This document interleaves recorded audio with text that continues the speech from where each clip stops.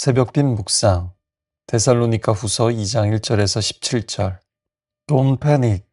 코로나 팬데믹 때 많이 공유된 슬로건입니다.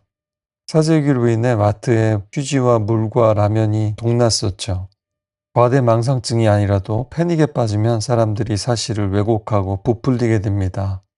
유비무환으로 예방하고 준비하는 것은 좋지만 사실이 아닌 것도 믿게 되죠.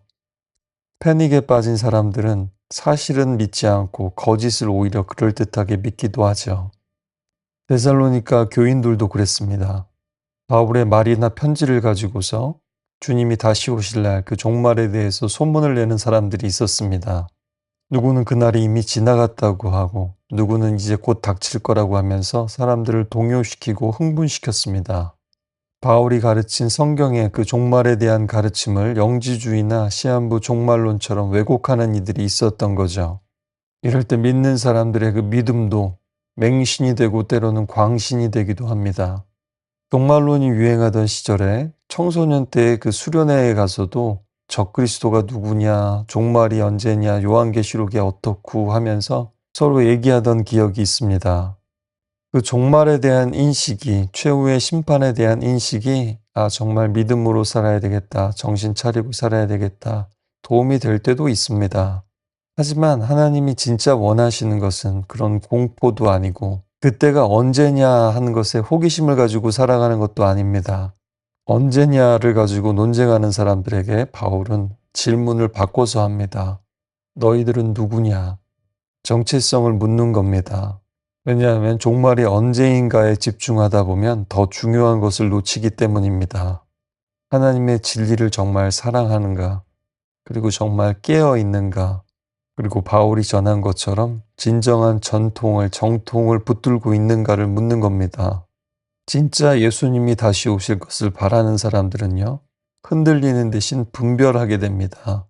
두려워하는 대신 사랑을 배우고 사랑을 행하게 됩니다. 종말은 맞춰야 될 퍼즐이 아니라 바로 우리의 삶입니다.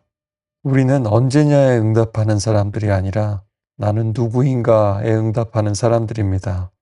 나는 주님의 것이고 주님의 진리로 구원받았고 1절 말씀처럼 우리는 주님과 함께 모이도록 초대받은 존재들입니다.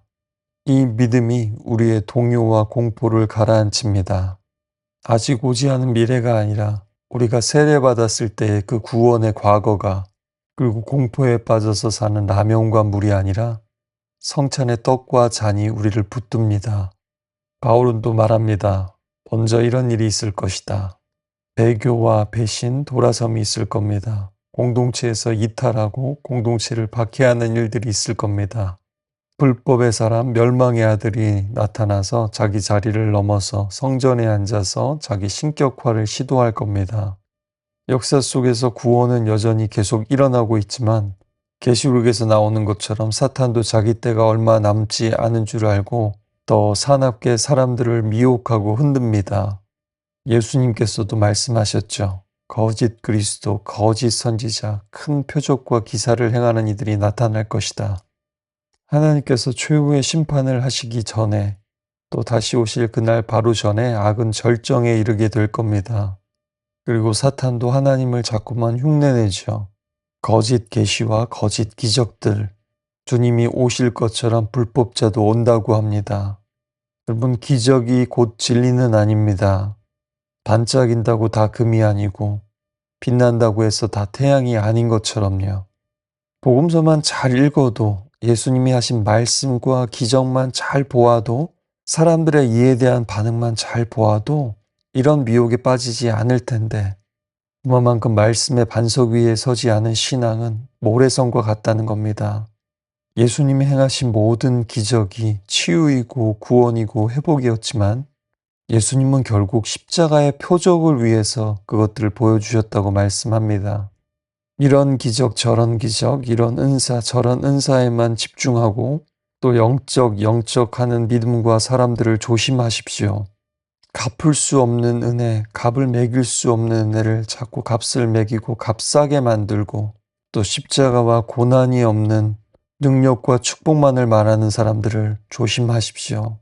또 내 자신의 믿음이 그렇지 않은지 또 돌아보아야 합니다. 또 하나님의 나라가 이미 임했고 그러나 아직 완성되지 않은 것처럼 불법의 신비가 이미 역사하고 있다고 합니다. 그러니 놀라지 말고 졸지도 말고 깨어 분별하고 일상을 살아가라고 말합니다. 그리고 이런 악의 세력, 그 불법의 사람 멸망의 아들의 활동을 막는 자가 있다고 말합니다. 이게 인격적인 존재인지 하나의 세력인지 바울은 분명히 말하지 않고 있습니다. 오히려 이것을 어느 정도는 덮어놓고 오히려 악도 하나님의 통제 안에 여전히 있음을 강조합니다. 그리고 때가 차면 최종적으로 악을 심판하시고 파멸시키실 겁니다. 그리고 그때 진리를 사랑하지 않는 자들은 결국 거짓을 쫓다가 속아버리고 스스로 같이 악과 파멸하게 될 겁니다. 하나님의 시적 정의입니다. 심지어 11절에는 하나님께서 미혹의 역사를 보내셔서 거짓과 속임수를 믿는 사람들이 더 혼란스럽게 만든다는 겁니다. 스스로의 꾀에 빠지게 만드시는 하나님이시죠. 힘과 권세가 아니라 그의 입의 기운으로, 즉 지금도 하나님의 말씀을 소유한 자가 악을 이길 수 있습니다. 사도 바울은 긴장감 가득한 경고로 시작해서 오늘 또 감사로 마칩니다. 왜냐하면 이런 흔들림 가운데서도 하나님은 처음부터 그들을 선택하셨기 때문이라고 합니다. 그리고 하나님은 선택한 사람들을 거룩하게 하시고 진리로 결국 구원하십니다. 그 복된 소식으로 우리를 부르셨고 마침내 하나님의 영광을, 그리스도의 영광을 얻게 하십니다. 그리고 이것은 신기하고 새로운 가르침이 아니라 이미 그들에게 주어진 전통입니다. 우리도 이 성경 말씀과 사도적 가르침을 다시 굳게 붙들어야 합니다. 믿음이라고 다 같은 믿음이 아닙니다. 어제 말씀처럼 예수님을 믿어도 어떤 신학, 어떤 해석을 따르느냐에 따라서 우리의 태도와 삶이 달라질 수밖에 없습니다. 열광주의로 뜨겁기만 하다가 다 타버릴 수도, 은사주의로 인격과 성품의 변화는 없이 표정만 찾아다닐 수도, 이성주의로 성령의 불을 꺼뜨려 버릴 수도, 냉소주의에 빠져서 사실은 아무것도 믿지 못하게 될 수도 있습니다. 예수님을 믿어도 그 속임에 빠질 수 있음을 기억하시기 바랍니다. 기적이 다 하나님의 일은 아닙니다. 내가 신비로운 체험을 한 것도 기준이 아닙니다. 귀신들도 그런 체험을 하게 하니까요. 말씀과 복음이 기준입니다. 십자가와 부활, 은혜와 진리가 기준입니다. 그것이 아닌 다른 복음이라면 과감하게 물리쳐야 합니다. 하지만 복음은 우리를 깨어있고 진정으로 사랑하며 진리를 기뻐하는 사람으로 빚어냅니다. 2000년도 더 넘은 이 오랜 진리가 우리를 지탱하는 겁니다.